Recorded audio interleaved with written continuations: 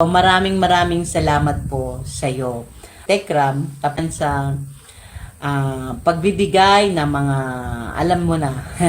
So maraming salamat po sa iyo, Tekram. I hope yung magandang memories na nakasama mo siya is mananatili sa puso mo.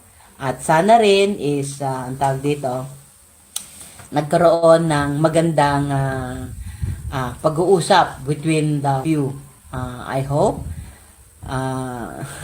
maging okay ang lahat. God bless you. Ingat ka sana palagi. God will bless you more dahil sa iyong kabutihan. At Diyos na ang alang magbalik siya ng siksik, liglig at tumaapaw po. Tekram, suporta po ninyo. Salamat po. Ha ha ha. Ay. Diba? Kasi kaya yun. Mas magandang malaman niya para alam niya. Saan na ba ako?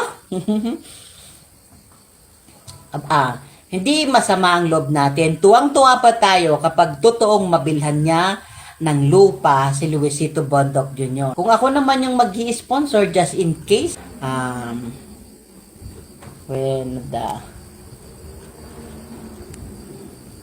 is ang tawag dito